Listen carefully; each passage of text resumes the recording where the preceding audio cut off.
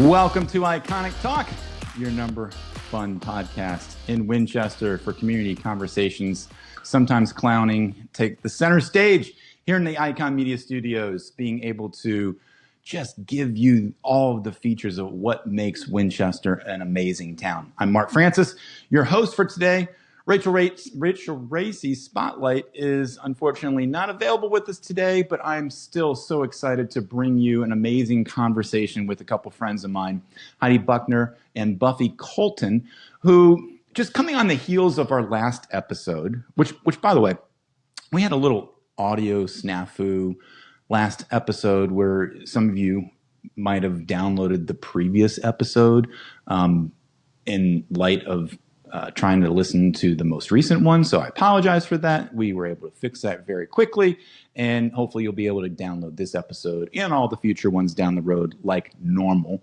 But if you did not get a chance to listen to last episode, go back, check it out, because Rachel and I chatted about the concept of empty nesting. And both of us are kind of in that phase, in that world, in that stage of life right now.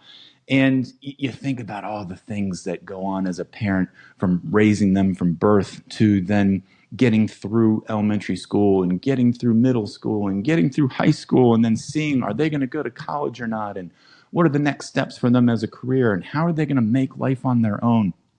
So many questions that go into parenting, and it's challenging, as you heard both of us share last episode.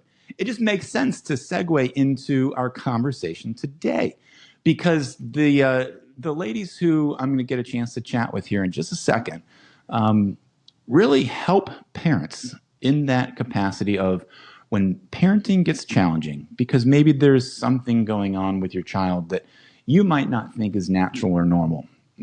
They're licensed psychologists who do therapy sessions, but more importantly, do evaluations on children, on students, or they can even do evaluations on adults. And what the outcomes of that are profound. It gives you the opportunity, as you're going to hear in this conversation, to have a better understanding of yourself, better understanding of that student or child that is in your house, and hopefully will make that transition of being an empty nest parent a little bit easier, because you have more knowledge. So these assessment practices, they work in a practice here in town, right just down the street from where our Icon Media Studios are here downtown, for a practice called Psychotherapy Associates of Winchester. And they have basically the clinic there that does these evaluation services. So you're going to really enjoy the conversation I had with Heidi and Buffie, because you're going to learn about what they do, how they do it, why they do it, and more importantly, how truly they are impacting our town one person at a time. So check out the conversation I had with Heidi and Buffie.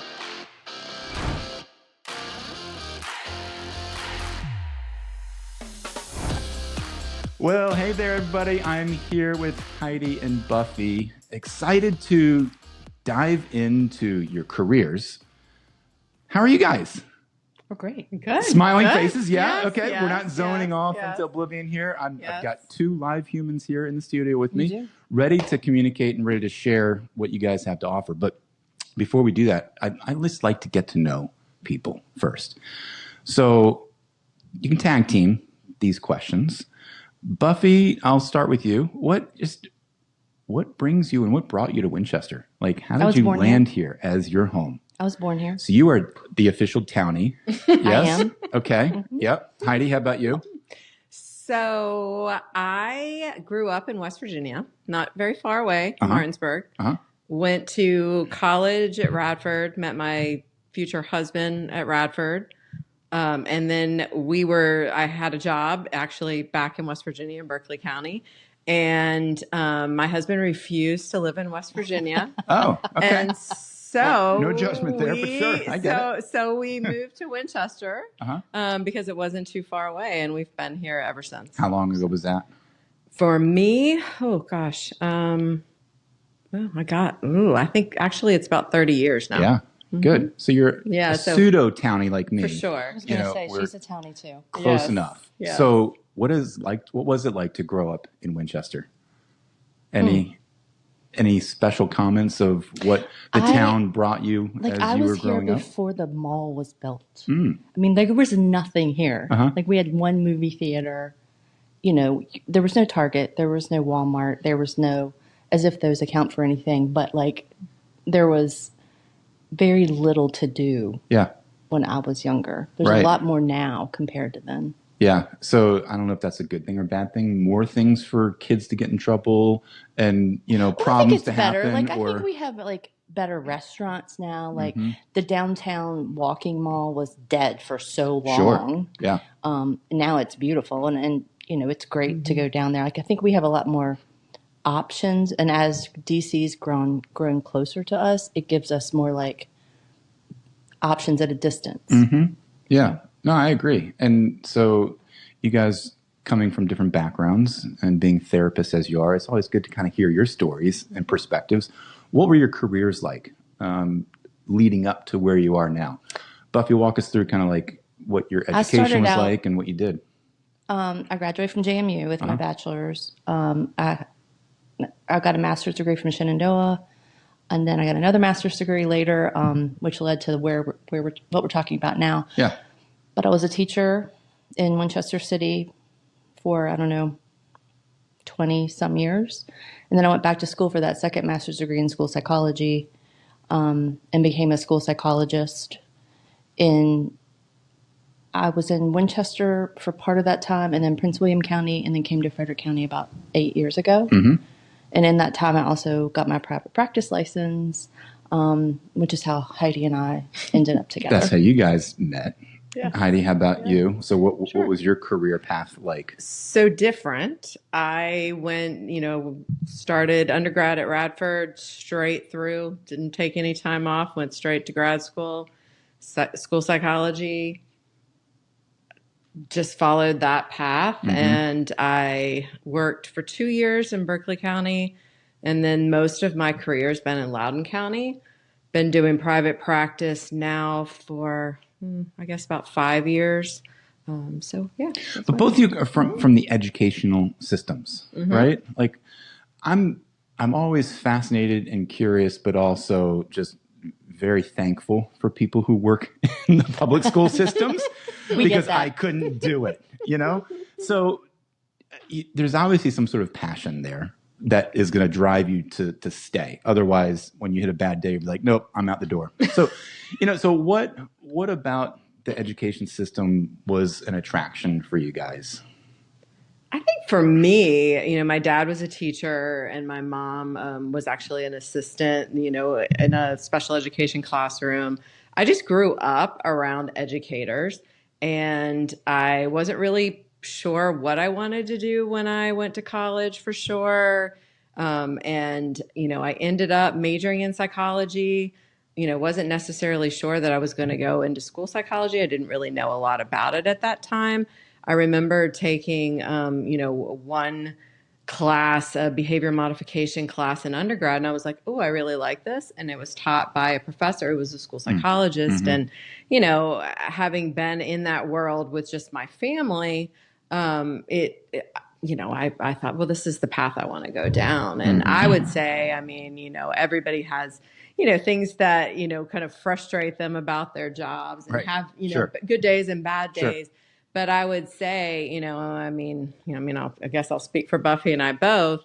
The fact that not only, do we have that, public school, job background, but also we like that so much that now, our plan for both of us is to continue doing a lot of this similar work that we're doing now, but in private practice, even after we retire. So, it's been good. Even though they serve different purposes. Yeah, for sure. Yeah. So what were your passions leading into education? Were there certain draws that you're like, yeah, this is my, this brings me joy? Well, I think at the root of it is you're helping kids and you're helping families and you're in our positions, you're helping to identify areas of need and supports that the student might require, which helps the classroom teacher and the family. So let's transition just a bit into what you guys currently do, because you both kind of reference, and now you're in private practice. Just define that for us, for people who don't understand. I mean, you were talking about being in the public school systems, and now you're in a separate private practice. So let's talk about the difference in that. So in the public school, a school psychologist serves most times as like a diagnostic person. So we are doing evaluations on students that they suspect might have a disability and need special education support. So we do that evaluation, and then we have what they call eligibility meetings, where we determine whether that child meets the criteria, and then if so, what supports they would need. Versus private practice is, the parents calling you, or the caregiver, the guardian, whoever it is calling saying, hey, I think my child has this X problem, can we get an evaluation? I feel like the private evaluations start from a more global point of view. You start global and kind of narrow down, where the school evaluations start with a very narrow, like they say here, we think they may have autism. We think they may have a learning disability, and you start there. Whereas the private ones, they bring you their thoughts, but you really have to dig to find out what the issues are. In the public education system, is it the teachers bringing you the potential issues or the things that they think is going on, or is it a parent? It can be anyone. Okay. It can be a teacher. It can be any school staff member. Guidance counselor. It can be the parent. It can be the grandparent. It can be any person that suspects the disability. So talk then about, go ahead. Yeah, so you were reading my mind. Yeah. So it is a little bit different. The criteria within the public school setting is really looking at eligibility for special education services. So that's very different than when we're doing an evaluation privately. Our what we're looking at is, usually much, more broad than that. We're also not necessarily looking at educational impact. So really more, looking at it through a diagnostic lens. I found that very rewarding, because the evaluations that I can do privately are just so, much, more varied, and comprehensive. That's a good word. And I'm not just answering really one question. So I found it very rewarding. And honestly, I've done this for a really long time, and, it's made me excited about doing evaluations again, because I like that. And I love the partnership with parents, which I feel like I have so much more so in the private sector than what I do in the public school system. So how do you guys still interact with the schools? Like, what does that look like? Is this a complete separate field for you now, or are you still engaging with guidance counselors and teachers and the school systems around here? What does that look like for you? Yeah. So, we're both still fully employed with the school system. Close to retirement, but neither one of us are quite there yet. We're close enough not to quit.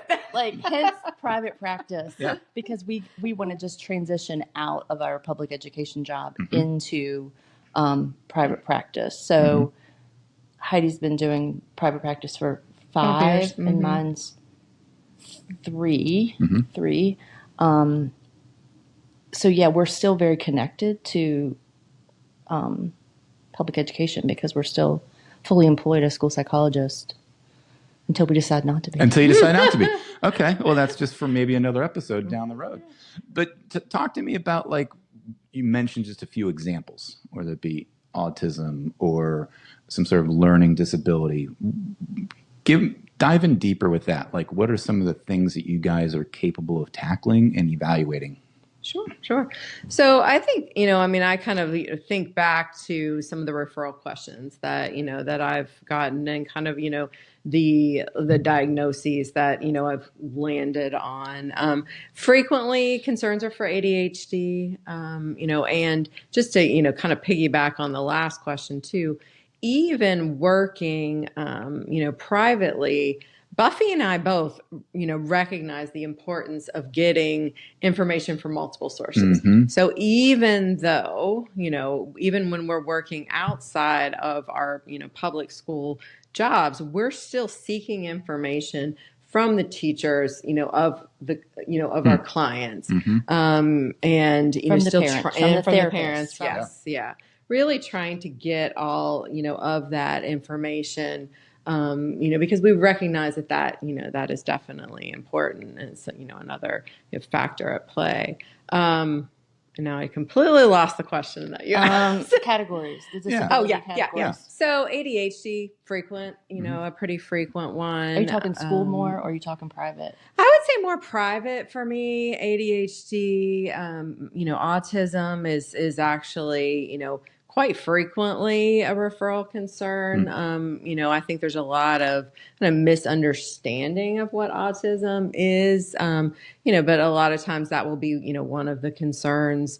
Definitely looking at, social emotional functioning, anxiety, depression, some of those, factors, learning disabilities, learning disorders, same thing, just different, terminology depending on the school setting or private setting. These are the things that really come out to me. And I do think, one thing that Buffy and I have, with working for so long in the public, school systems is, our evaluations, particularly when we're looking at like a learning disability or a learning disorder, for example, we're doing much more thorough evaluations of that educational functioning than honestly, you would get otherwise. Because we do recognize learning, our backgrounds, are in psychology, but also in education and, special education. And so we bring to the table, that knowledge as well. Well, and I think, Heidi and I often get requests for, can you do an ADHD evaluation? Can you do an autism evaluation? And our answer is yes and no. Like, sure, we'll do it, but we're not only testing for autism. We refuse to do anything less than like a comprehensive evaluation because, like, just as an example, like I had a client walk into my office, and you would have thought that this client was autistic. I mean, when you met the client, when you talked to the client, when all of it came out, he wasn't. And so I'm sure that people in his life thought that was true. But because we did the comprehensive piece and looked at all of the different aspects of him, that wasn't true, which hence why we won't do. Because if I would have tested just for autism, he would have probably, hit the mark. There's a little bit of a bias there that when you come in, it's kind of like just my wife being a PA, physician assistant in family practice and medicine. Sometimes with the internet being so vast and ChatGPT and AI, all these things, people are coming with what they think their solution already is or what they come very informed with the internet. But it can be a little slightly skewed or, biased. And so it's helpful. With all the best intentions. It's helpful to get it done from the professionals, you guys. But like, it's challenging when you're maybe interacting with a parent who thinks they have the answer. For sure. And I do think, where it does differ a little bit, from the medical field, things like autism, things like ADHD, these are behavioral diagnoses, meaning that there isn't a blood test. It's really there, the way in which you assess both of those conditions is really from people who are, primary in their lives and filling out rating scales. And sometimes the rating scales can look like, yes, absolutely. There's, autism. But if you're not looking at things through a broader lens and possibly looking at other explanations that could still explain the same behaviors, then you're really missing something. Very observational based. Yes, for sure. And that's why it is so important to have a more comprehensive view. I was reminded of a client that I evaluated in the spring, and she, very, very intelligent, had actually been evaluated through the school system, was found ineligible because she really didn't cleanly, fit, anything, and really there wasn't any educational impact. And And then, her mother had, I chatted with her, prior to doing the evaluation, and, there was definitely things like, some anxiety, some depressive symptoms, but some social, concerns, there was just, a lot of different things. And where, you look through it one lens, oh, this looks like autism. You look through it through another lens, this looks like generalized anxiety. And honestly, going through the evaluation and truly doing a really comprehensive interview with this very intelligent, young person, what came out was OCD. And so there's a lot of overlap with, psychiatric conditions that, if you're looking at it very narrowly, you're going to miss. So it really is that we definitely have a similar philosophy about that, of looking at things broader and really, of course there's things you can roll out right away, but there's so much overlap. It's that really does help important to consider. Define this idea of global scale versus what you're saying at a public school might just be a little more individualized or localized, and your guys are looking more holistically at it that way. Paint a picture for me of, did you have another thought? Because I have another question for you. Fire away. Yeah. So I've used this example before, like I compare it to going to your medical doctor and them saying you have cancer in like one part of your body and them only looking at that part of the body and not looking at the rest of the body. But it's just there. We don't have to look at anything else. It's just there. Don't worry about it. You don't have that global, like, no, I want you to look at everything to figure out if that makes more sense, because you want that. Right. You don't want to just be like, okay, I'm going to focus on this little part of my body when there's something other major going on as well. Right. Paint a picture, because the word evaluation is the key phrase here, that you guys do evaluations and evaluation services. So paint a picture of what it will look like from start to finish for somebody to call you guys and say, hey, I think I want X, Y, and Z All right, done. so just tag team this with me. Yeah, totally fine. So someone contacts us, emails, calls, whatever, and says, I have a child, or I want to be evaluated, whatever it is. They have these behaviors or these characteristics. And typically what happens first is we talk to them on the phone, or we talk to them via email. And then they come in for an appointment where we typically talk to the parent first. And by the way, can I pause? You said most of the time it's younger, children, teenagers, but sometimes it could be adults who are being evaluated? Yes, it can be. Yes. So, and if it's younger, we bring the parent in. So then you're talking to the parent. Yes. Yep. We just go through a whole list of questions with the parent and find out what the concerns are, and then identify, okay, these are the things we're going to look at, and which are typically, for Heidi and I, all of the things we just talked about. If autism isn't really suspected, we don't look at that, but we typically always look at executive function skills, depression, anxiety, all of those things. And the assessment itself includes cognitive assessment. So it's what you know is like an IQ score and how your brain processes information. Give us an example of that. I'm curious. What's a cognitive assessment question or thing that you do? I mean, when you look at any IQ test, there's, different areas that you're assessing. So, some things are going to be verbal, for example. So, assessing vocabulary, it really depends on your age as far as, kind of what vocabulary you would be assessing. What's a good average baseline, I've got one. basically? Okay. Yeah. How are a chair and a rug alike? That's a question? Well, it's not, Similarities, but I'm yes. just asking you, Yes. how are a chair and a rug alike? Well, they could both be furry. They could have fabric on it. They could be found in a room. You're getting closer. You have a 1 point response. You have a right 1 now. point response, and the possibility is 2. Yeah. What else? Keep going. Well, they're not alike, because I think you just said that. but we want to know how they are alike. How they are alike. They're both They're both decoration. decor. Yes. Yep. Yes. That would probably be a 2 point answer. I was getting there. That's just an Furniture. example. Okay, I failed. Just an Sorry. All example. right. Move on to the next question. So That's we've gonna already bring me answered down. that question. Yes. All right. Free evaluation on Mark Francis right here and now. I'm going to pull out some blocks next. Yeah. Good. Bring out the picture. What do you see in this picture? Yep. Okay, continue on. Yeah, Yep, I got the idea of the cognitive evaluation. Okay, so IQ, and then we do academic testing. So we look at all the academic skills: reading, writing, math, oral language, listening comprehension.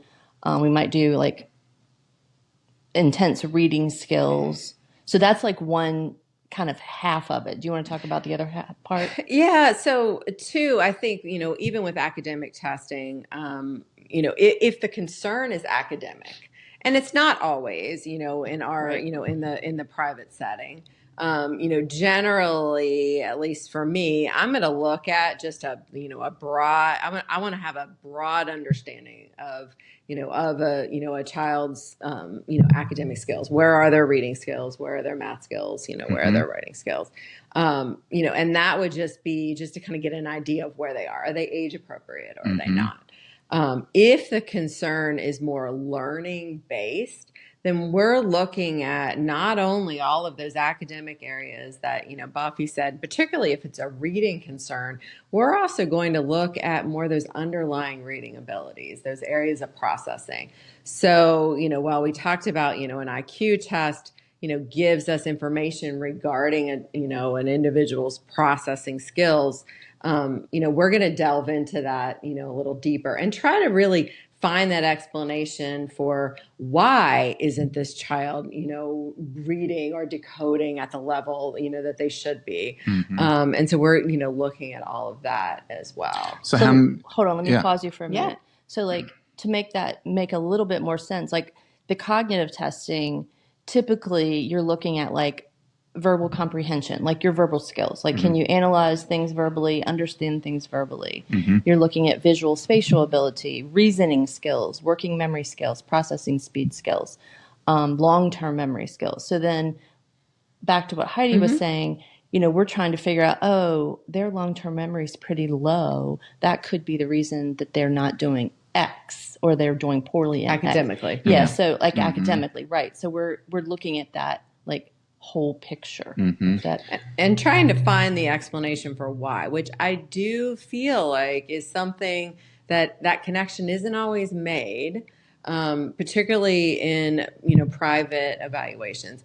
I think within the school systems here, I don't work right here, so I feel like I can speak to it a little bit more. I do think the school systems do a really good job of assessing that.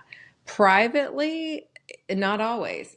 Sometimes it is really a standalone achievement test, a standalone IQ test, without it really, having that connection between the two. So okay, well, the child has above average intelligence, but their reading skills are not where their ability is, but really not having an explanation. Well, it's very nuanced of, yes. of having experts like you to sit and watch and observe and have a understanding of the normal baseline and where is somebody coming in above or below or at average of that baseline in any of these kind of categories. I feel like, just a straight up computerized test is not going to give you the full answer. No. And I think for Buffy and I too, we're very lucky that, that we found each other and we do, look at things, very similarly, but it's really nice for us because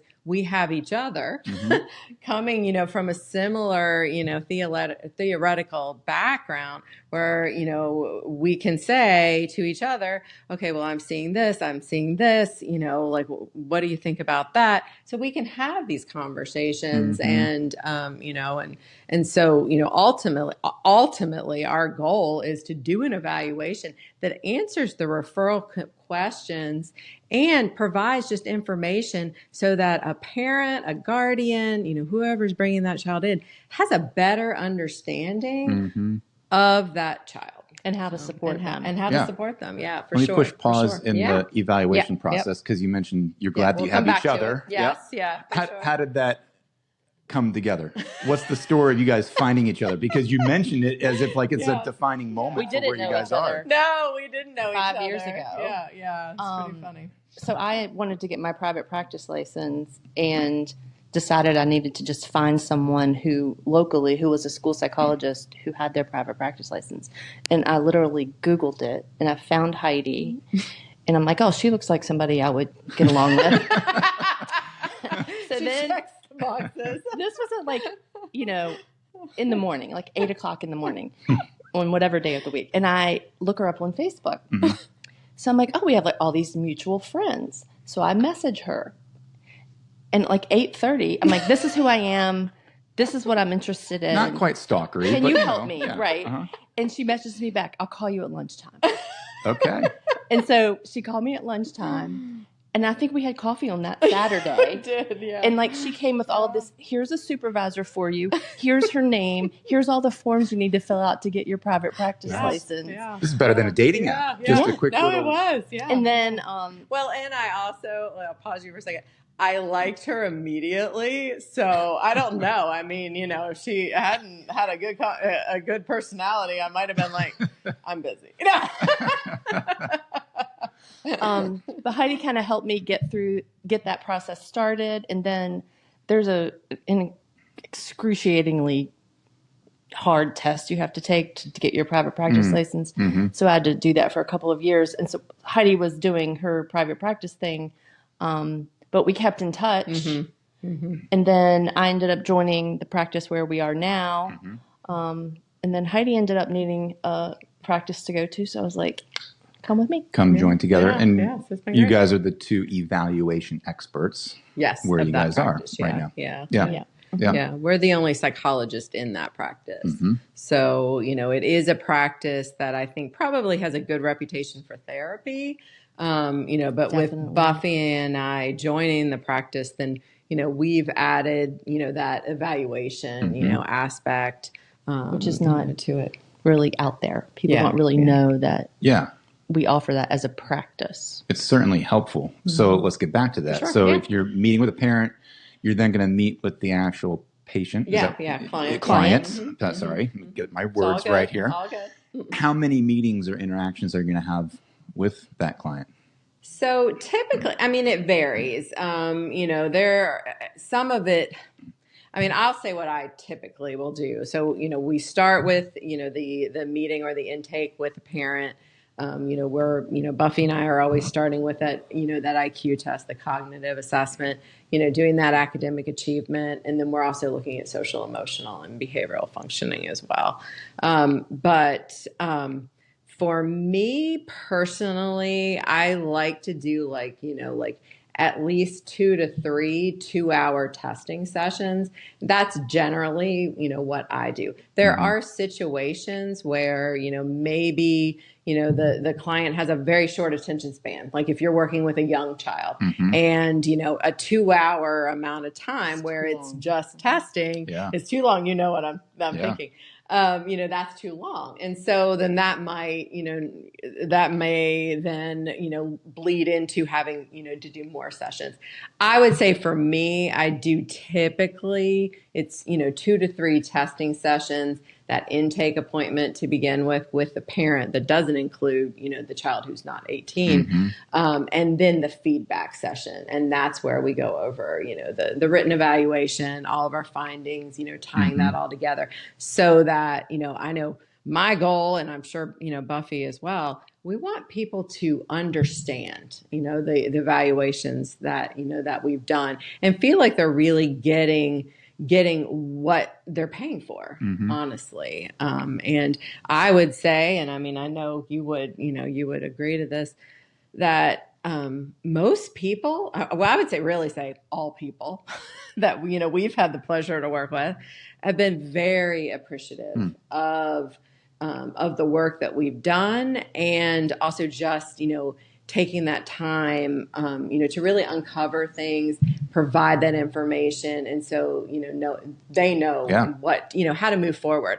Also, even, for our older clients, for them to have a better understanding of themselves, and I think is really crucial. So do you set those expectations up front? Like what is the expected outcome? What would be the desired results? It sounds like you said you put together a report. Yeah. You send them with as much information and detail as possible. What then would be the next steps? So we write the report, and then we bring, if it's a child under like 18 or under, we bring the parent in, we go over, and some people have brought the child with them, which is fine. And we just go over everything, like everything that we found. The back of the report, the end of it will have recommendations. Like there'll be any applicable diagnoses, like any, or maybe not, if there are none, which has happened. And then even if there aren't diagnoses, I mean, you're going to have recommendations for like how you can support the child, like emotionally, behaviorally, academically, you know, in the home setting, all of those things. And then they just kind of take it and go, and you move on to the next one. Yeah. So what basically are tips that you could pass on to people watching and listening that are parents potentially, or maybe, like you said, themselves, that are things to be on the lookout for, that would say, okay, this is something that I have a heightened awareness of that might determine I should call Heidi and Buffy? Like, what are some of the signs or the things that you would say? That varies. Yeah. Depending. I mean, because you have all levels of parenting. True. Right. Okay. Yeah. So, you know, some parents are just very hyper aware, and I don't want to say they worry too much, because I don't know if that's a thing, but I don't know if you can really pinpoint. I know what you're saying. I think sometimes some problems might not rise to a level of significance for some parents where it might for others. I would say just globally, you know, if you're getting teacher reports that there's, you know, that the child is, you know, having trouble, you know, focusing, is having trouble completing work. You know, are they emotionally dysregulated? Do they have trouble getting along with their peers? Do they have sensory issues? Like, yeah.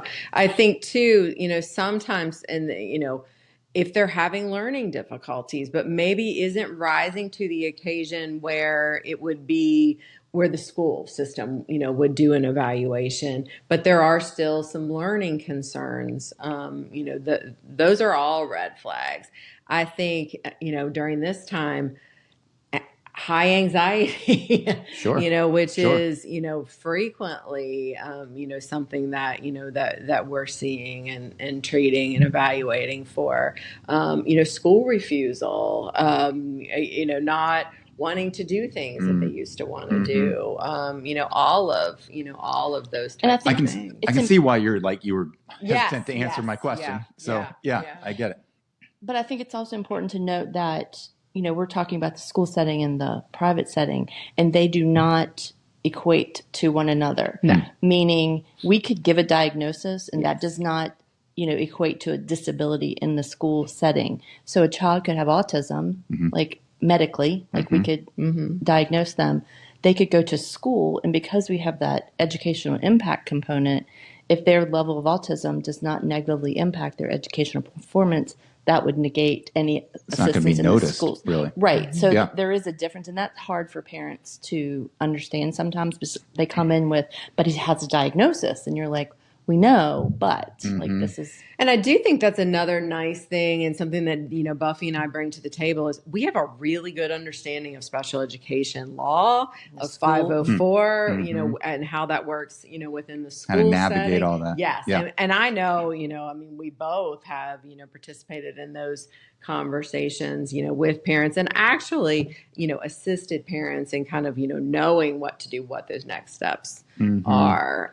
So it really is two different things, honestly. I think a lot of the time, you know, the referrals that, you know, I've gotten over the years, generally it's, you know, a parent concerned, you know, about their child, not necessarily that they're, you know, struggling significantly at school, but they have concerns, you know, for them. And then, you know, then we go through, you know, that process. But like I said before, not rising to that level where the school system is thinking this child needs special education services. And it's funny because there is different spectrums of parenting styles and parents, just like there's different spectrums of actions and attitudes and emotions of kids. And so maybe I came with my question thinking that maybe parents aren't being proactive enough. But your answer is kind of telling me sometimes parents can be a little too proactive. And, you get and both. You get both nitpicking ends the little of the needs of spectrum.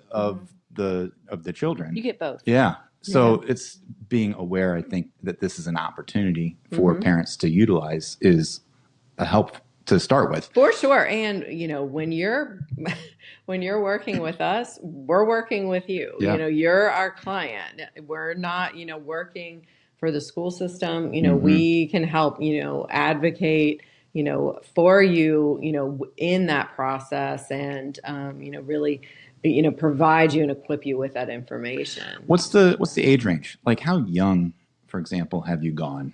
And obviously you can go up to through the end of high school and then adulthood. Privately, I think I've done age 4. Yeah, because we can do preschool. I think the big thing, really when you're looking at evaluating a child at that age is, are they testable? Are they able to engage in that testing situation where there's, do they have that reciprocity? Are they able to take turns? There's a lot of developmental types of skills. considerations when they're really young. Yeah. And a lot of times, I think privately, the concerns tend to be more behavioral, more ADHD, related, some, beginnings of autism if they've been, maybe in a preschool setting around other kids. But we've, both have done evaluations of, preschoolers. I think privately, probably, I would say 4 would probably be the youngest. We may have school age on the website. School age. That makes sense. Makes sense. Yeah.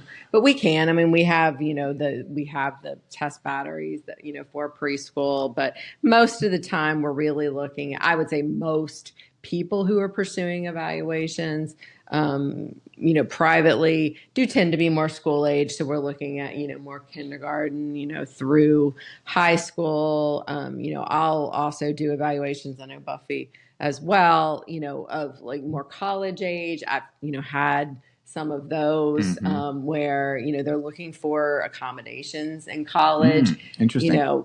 Perhaps, and this has happened to me, a few different times with evaluations where the child is very, very bright, was really able to navigate, the public school system, probably with a good amount of parent support, and prompting. And then they go off to college and it's, oh my gosh. Culture shock. Yeah. Well, and I don't have those executive functioning skills. I have to write this paper now. Yeah, right. There isn't that prompting. Mom's not saying, "Hey, do this." Dad's Get not. up. It's time to go. Exactly. Yeah. And so, I've had that as well. And so, that's something else. I've written the letters, for college accommodations and, all of that as well. What stories come to mind? Just one specific example, without getting into too many details, but of a success story that maybe somebody's even circled back to? Because I heard you say, once you do the evaluation, typically they just go on their way.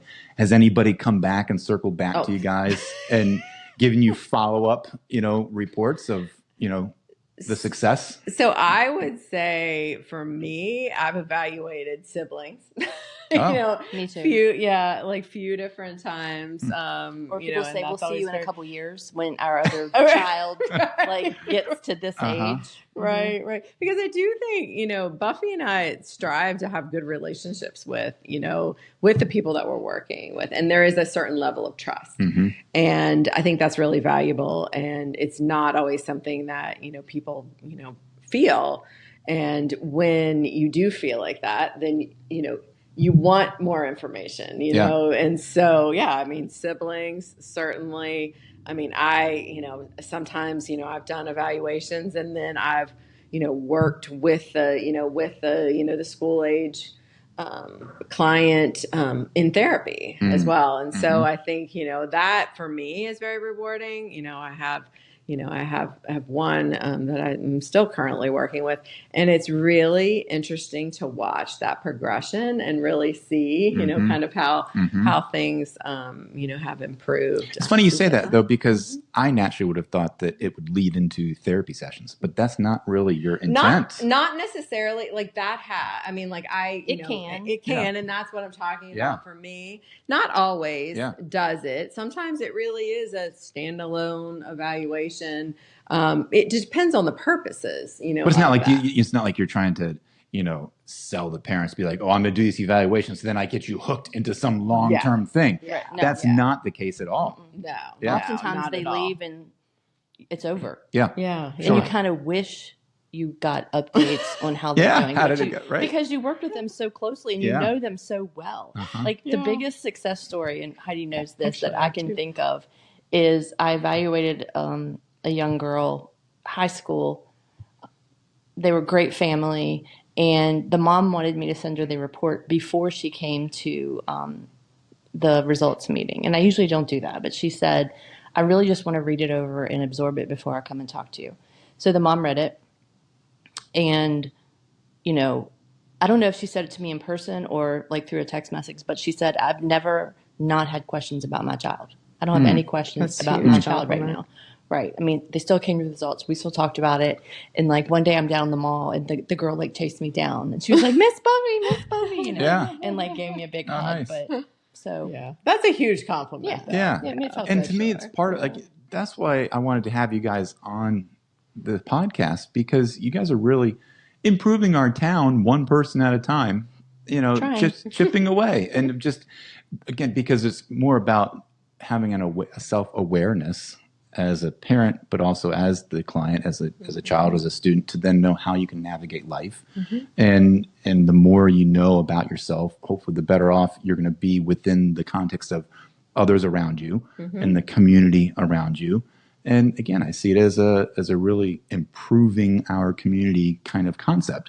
I don't know if you guys think of yourselves that way, but as I hear the chats, to me, that's really part of like what makes the world go round, is that we're all helping each other, and you guys have the passion for that. And like, this is like full circle to like, okay, what is it about the school system that you like? Like, that's it. Like, in my life, I need to help people. I need to help other people. And I do that, in every aspect, in school and in private practice. So, So how can we get in touch with you? And what are the next steps? If somebody's watching and listening, they're like, okay, this is going to happen, I'm making that call, where do they go?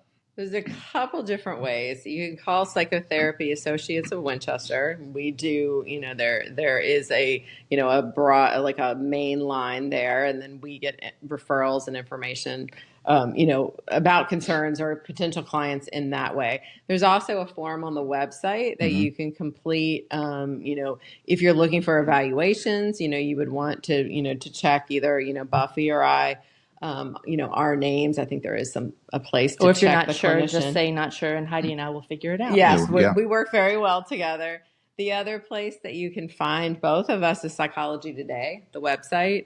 We're both, listed there, and all of our information is there as well with the contact information. And I'll put those links on our show notes, so anybody watching and listening could just go click, and there you go. Thank you guys for being here. Thank you. See, wasn't this fun? It was. Being able to again, just share more about like what you guys do is going to be helpful to our listeners, but want to get the word out about you guys. But then the more I know, then that's also, it's informative to me as just a person who lives here in town. Right. This is something that is kind of a little hidden nugget, hidden gem in our town that we want to just bring to the surface. Heidi Buffy Gem. There you go. Heidi Buffy Gem. That'll be the name of the episode. Heidi Buffy Gem. Well, thank you guys so much once again. Thank you.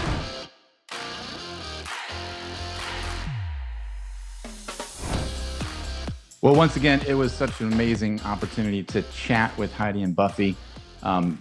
Make sure you go check out their links on the show notes. So if you or your loved one in your family, your child, maybe it's a niece or nephew or somebody that you think could utilize their assistance, check them out. They're definitely the ones to go to just, again, to have a greater perspective, knowledge of who you are is going to certainly help you and the rest of your life. So, especially when it comes to education, I joke, but I do just hold high the value of public educators, public teachers. They are a special breed. So thank you to all those who are watching and listening who are in that world, because school is now in session, for a majority. Man, I can't believe it. For schools to be back in session right now this week is insane. Well, thinking about what is happening, what other things are happening around town, let me just share a few quick things for this coming weekend. This is one that I haven't ever seen before, but it's the 5th annual, called Rally on Valley at Wilkins Motorsports on Valley Avenue. They're having a motorcycle show where they have vendors and live music and fun, and you just bring in, show up, check out all the different motorcycles there from 10 a.m. to 2 p.m. on Saturday. So that's just one thing. And then just sticking with the motor theme here, we also have a truck, car, and tractor show in Middletown on Saturday from 3 to 8. So you can go check out the motorcycles first, then you can go continue on down the road into Middletown, and they've got a whole exhibit of things going on down there on Main Street in Middletown that Saturday. So I'll put those links on the show notes as well. Click on those, check those out, and check out those things this weekend. Next weekend, man, this is something that I feel like the town always waits for to kick in. It is the official Greek festival that happens annually at the Dormition of the Virgin Mary Greek Orthodox Church on Amherst Street. It's going to take place on the 22nd, 11 o'clock to 6 o'clock. I believe they do a 2-day special. Let me check that out real quick, even while I'm talking, because, yeah, it is. It's on both Saturday and Sunday. So Saturday is from 11 o'clock to 6. Sunday is from 12 to 4. You get the sample of all the amazing Greek cuisine. Different festivities are going on there as well. You have some music, you're going to have some culture, different things that are going on at that church, and all supporting what they do there at that church there on Amherst Street. So check that out. It is an amazing time. It's always crowded, so get there early and enjoy that food next weekend. Well, once again, I'm grateful and thankful to all of you guys watching and listening. We really do truly hold this show in regard to helping you, educating you, giving you information about what makes Winchester, Virginia a great place to live. So pass this on to your friends. Subscribe for all the different episodes that come out. Make sure you get them downloaded to your devices right away. Find us on Facebook. Find us on Instagram. Like the different people who we have on the show. Get to know them more, and check out the pages once again for Heidi and Buffy for them to be able to help you out. So let us know if you want to be a part of the episode anytime, because we would love to promote you and your brand and what you do and why you make Winchester a better place, just like Heidi and Buffy. And maybe next time you could be sitting in that blue couch. So until next time, think iconic.